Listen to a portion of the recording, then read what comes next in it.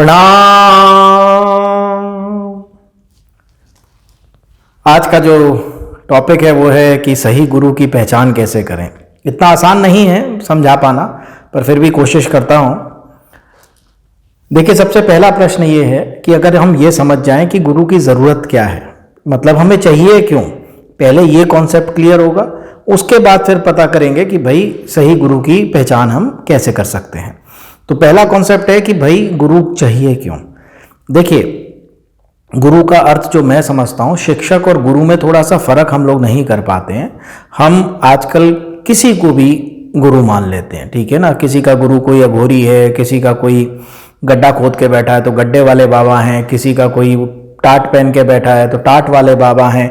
यहाँ तक कि जब मैं पढ़ता था, जब मैं घूमता था, तो मैं पूछता था कि भाई क्या परिवर्तन आया, क्या शिक्षा है, मतलब क्या चमत्कार है, कैसे क्या है, तो बता नहीं पाते थे। मतलब कई लोग तो सिर्फ इस वजह से इम्प्रेस होकर गुरु धारण कर लेते हैं क्योंकि उनके बहुत से फॉलोअर्स हैं या उनके कुछ बड़े लोग जो हैं वो फॉलोअर्स हैं, तो उस वजह से हमने भी धारण कर लिया कि जरूर कोई बात होगी क्योंकि भीड़ें लग रही हैं इनके पास।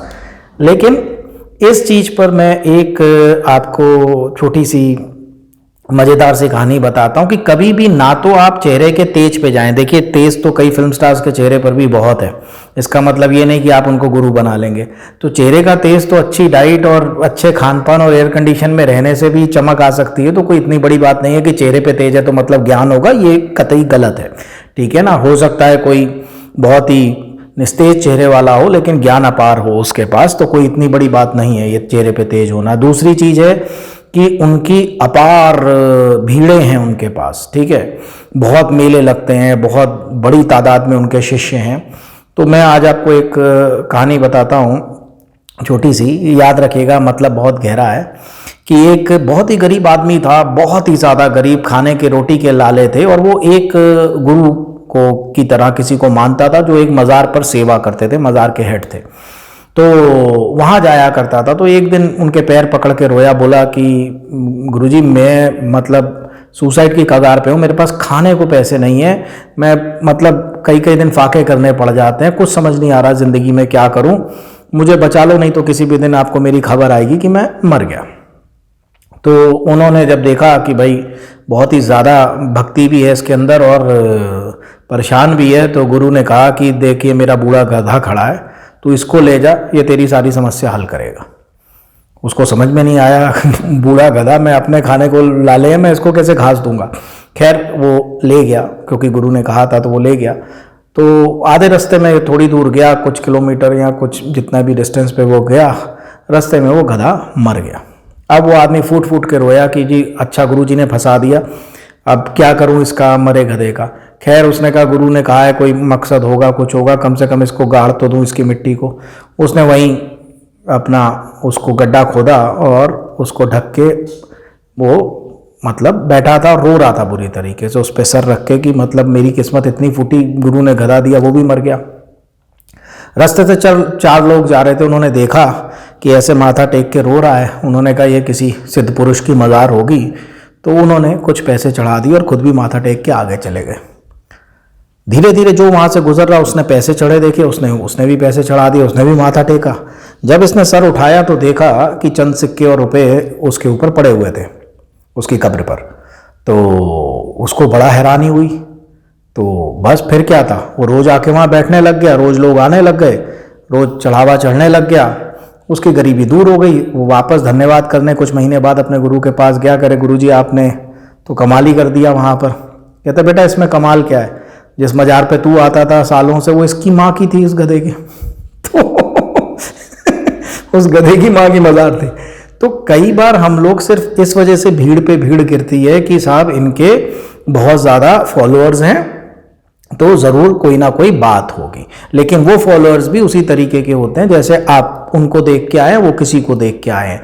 तो सबसे पहले तो ये समझिए कि आपको गुरु से क्या चाहिए, ठीक है। मैं बहुत से गुरुओं के साथ रहा, मैंने देखा कि कोई भी अध्यात्म के बारे में पूछने नहीं आ रहा था। मेरी नौकरी नहीं लग रही है, मेरी शादी नहीं हो रही है, मेरी तकलीफ़ें हैं, गुरुजी फ़ोन कर रहे हैं, नौकरी लगवा रहे हैं, गुरुजी पैसे का अरेंजमेंट करा रहे हैं। तो पावर ब्रोकिंग ज़्यादा थी, जान पहचान से काम ज़्यादा हो रहे थे, अध्यात्म की बात नहीं हो रही थी। बहुत सी जगह की यही कहानी है।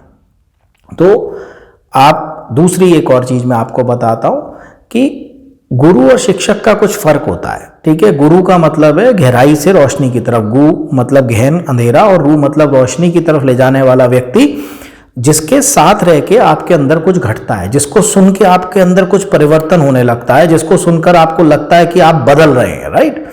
तो उस चीज का एहसास करिए। अब सही गुरु की पहचान कैसे करें, मैं आपको बहुत फिर से एक बात बताता हूं, थोड़ा दिल टूटेगा। आप गुरु को नहीं पहचान पाएंगे, क्योंकि देखिए नर्सरी का बच्चा या फर्स्ट क्लास का बच्चा एमए के बच्चे की नॉलेज क्या है वो नहीं जान सकता, राइट। नेचुरली आपका गुरु आपसे आगे, तो क्या आप उसकी शक्ति की जांच कर सकते हैं? आपको किसी को जांचने के लिए उससे अधिक समझदार होना पड़ता है, राइट, उससे अधिक ज्ञानवान होना पड़ता है। सो आप नहीं जान सकते।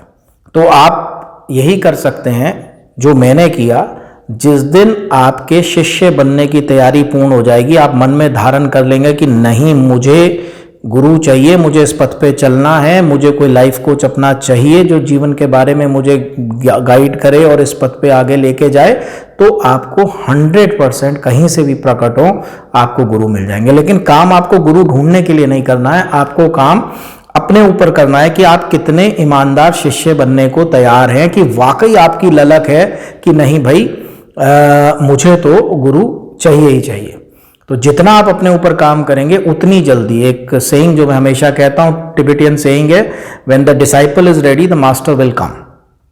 जिस दिन शिष्य तैयार होगा गुरु खुद दरवाजे पर दस्तक दे देगा, राइट। सो आपने केवल इतना करना है, अपनी तैयारी पूर्ण रखनी है, अपने दिल में ठान के रखना है कि नहीं, मुझे कोई मार्गदर्शक मिलेगा, मुझे कोई गुरु मिलेगा और मैं इसकी तैयारी कर रहा हूं। तो अपने आप किसी भी दिन दरवाजा खटखट जाएगा और आप गुरु के दर्शन कर लेंगे, ठीक है।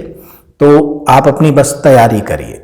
आपके पास जांचने की कोई मशीन नहीं है कि ये गुरु ठीक है कि नहीं है। मैं सीरियसली आपको बात बताता हूँ। अब जैसे मैं ज्योतिष पे बोल रहा हूँ आजकल, तो अब मैं कुछ भी बोलूँ, जिनको ज्योतिष का ज्ञान नहीं है, कि भाई जैसे मैंने ऐसे ही बोल दिया कि मूल नक्षत्र का मालिक जो है वो मंगल है, आप में से 99% लोग जो मुझे सुन रहे हैं वो नहीं जान पाएंगे कि मैंने गलत बोला है, मूल नक्षत्र का मालिक केतु है, राइट। कुछ भी बोल दो, समझे। सो आपको ज्ञान उनसे ज्यादा होगा तभी जान पाएंगे सही या गलत है। आप सिर्फ शिष्य बनने की तैयारी करिए, बहुत अच्छा रहेगा, अपने आप ही आपको गुरु मिल जाएंगे।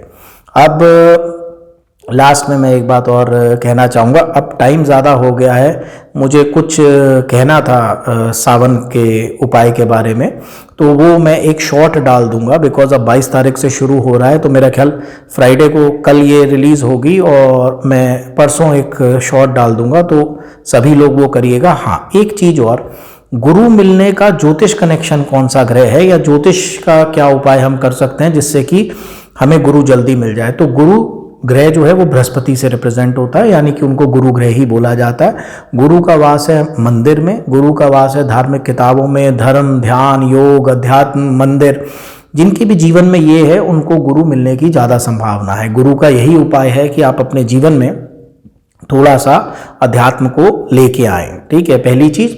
दूसरी चीज, अगर वाकई ही आपको जल्दी है सही गुरु मिलने की, तो एक छोटा सा ज्योतिष का उपाय है कि गुरुवार वाले दिन भगवान विष्णु को कुछ पीली चीज का भोग लगाए, आपका बृहस्पति बलवान होगा और गुरु मिलने की संभावना आपको जल्दी हो जाएगी, राइट। तो ये आध्यात्मिक के साथ साथ ये जो ज्योतिष का पहलू है कि भाई हमारी किस्मत में गुरु है कि नहीं, वो आपके गुरु की पोजीशन से कुंडली में काफी हद तक पता चल जाएगा। और उसका बेस्ट उपाय यही है, गुरु ग्रह को प्रसन्न करना। 2 तरीके बताए मैंने आपको, एक अपने जीवन में थोड़ा सा आध्यात्मिक पहलू को बढ़ाएं, और दूसरा गुरुवार वाले दिन कोई पीली चीज का भोग लगाएं भगवान विष्णु को, नारायण जी को। आप देखिए बहुत जल्द आपके रास्ते खुल जाएंगे गुरु तक पहुंचने के। आज के लिए इतना ही, शॉर्ट डाल दूंगा मैं सावन के लिए। तब तक के लिए बहुत बहुत आशीर्वाद, बहुत बहुत आप लोगों का धन्यवाद, आपके प्यार के लिए प्रणाम।